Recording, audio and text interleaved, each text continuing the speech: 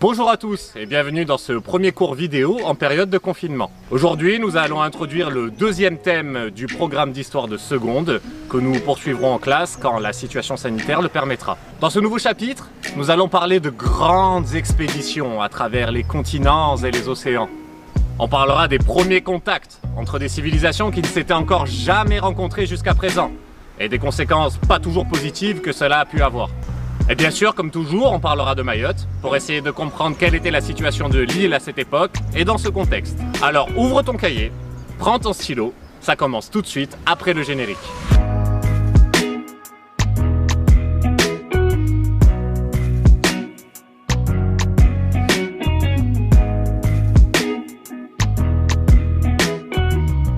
Thème 2, 15e et 16e siècle, un nouveau rapport au monde, un temps de mutation.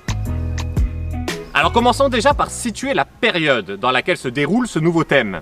Souvenez-vous, au début de l'année, nous avions vu que l'histoire était coupée entre plusieurs périodes, même si celle-ci varie selon les cultures et les historiens.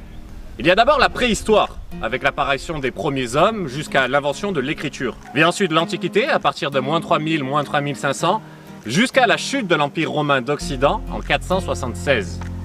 On arrive au Moyen-Âge, l'époque à laquelle Mayotte voit apparaître ses premières installations humaines à partir du 8e siècle. Les cultures locales sont alors principalement des peuples bantous de culture swahili venus de l'ouest, ainsi que des proto-malgaches venus de l'est. Bref, pour marquer la fin du Moyen-Âge, les historiens privilégient généralement deux dates. 1453, la prise de Constantinople par les Ottomans dirigés par Mehmed II, et 1492, la découverte des Amériques par les Européens. Ces événements du XVe siècle marquent une rupture dont les conséquences ne sont pas seulement visibles en Europe. La prise de Constantinople par les Ottomans contraint par exemple les Portugais à passer par le canal du Mozambique pour commercer avec l'Inde. Et l'archipel devient ainsi un comptoir commercial incontournable. C'est particulièrement le cas en juin, dont la géographie permet aux navires d'accoster tout en évitant les vents contraires. En Europe, l'ouverture atlantique vers ce qu'on appelle le Nouveau Monde entraîne son lot de conséquences. On voit notamment l'apparition d'un premier processus de mondialisation. Mais aussi d'autres bouleversements dont les effets se feront ressentir sur les périodes suivantes, les temps modernes et la période contemporaine. Voilà pour ce petit rappel introductif. N'oublie pas que les définitions des mots compliqués, des termes techniques comme mondialisation, ouverture atlantique, sont disponibles dans la description. Maintenant que tu as bien compris le contexte général, on peut rentrer dans le vif du sujet. Chapitre 3, l'ouverture atlantique, les conséquences de la découverte du Nouveau Monde par les Européens. Dans ce nouveau chapitre, nous allons répondre à 3 questions. Comment les grandes découvertes élargissent-elles la vision du monde des Européens ? Comment se met en place une première mondialisation économique autour de l'espace atlantique? Et enfin, quelles sont les répercussions de l'ouverture atlantique sur les peuples non européens? On commence avec le premier cours intitulé « Le Nouveau Monde des Européens ». Comme nous avons vu dans le dernier chapitre, le Moyen-Âge est une période dynamique en termes d'échanges. Le commerce occupe une place importante et des routes sont spécialement créées pour le faciliter. Sur la Terre, on peut par exemple citer l'exemple de la route de la soie, qui relie l'Europe à l'Asie. Sur l'océan aussi, les choses bougent. Nous avions notamment parlé des instruments de navigation qui apparaissent à cette époque sous l'influence du monde musulman, comme par exemple l'astrolabe ou la boussole. Fort de ce développement de la navigation, les échanges s'accélèrent et prennent une nouvelle dimension à la fin du Moyen-Âge. C'est notamment à cette période que les premiers sultans Shirazi, originaires de Perse, s'installent dans l'archipel pour le dominer. À Mayotte comme ailleurs, l'islam est déjà présent, mais il prend une dimension nouvelle.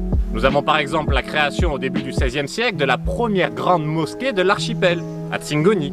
Un petit bijou d'histoire classé monument national historique qui constitue pour la France sa plus ancienne mosquée.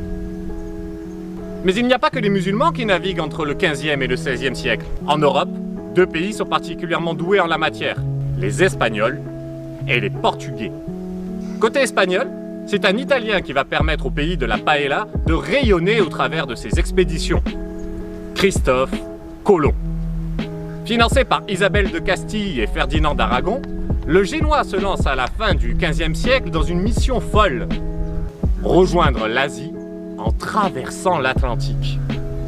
Car oui, à cette période, la vision du monde ressemble grosso modo à ça. un ensemble de 3 continents entourés d'eau. Ils ont fini de chanter les coqs là? Oh, y en a qui travaillent, hein oh. Vu que la Terre est ronde, ce bon vieux Christophe en déduit que l'Asie est accessible par l'ouest. Et si on se réfère aux cartes de l'histoire, impossible pour lui d'imaginer qu'un immense continent l'attend sur sa route. Enfin, impossible? Pas vraiment, car certains Européens ont déjà mis le pied aux Amériques avant Christophe Colomb. C'est notamment le cas de quelques expéditions de Vikings qui sont passées par l'Islande, puis le Groenland. Mais la nouveauté, c'est que nous sommes dans une campagne officielle. Celle-ci est subventionnée par des monarchies qui sont en compétition dans la découverte de nouveaux territoires. Cette découverte, ce n'est pas juste une rencontre. C'est un bouleversement qui va élargir la vision du monde des Européens tout en suscitant des désirs de conquête. Mais ça, on en parlera dans un prochain cours, en classe, je l'espère.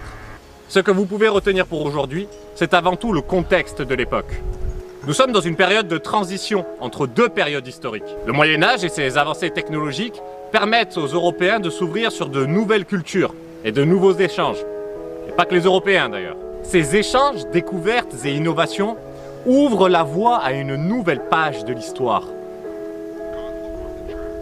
Voilà, c'est tout pour aujourd'hui. Donc n'hésite pas à mettre un pouce bleu, active la cloche, lâche un commentaire. Non.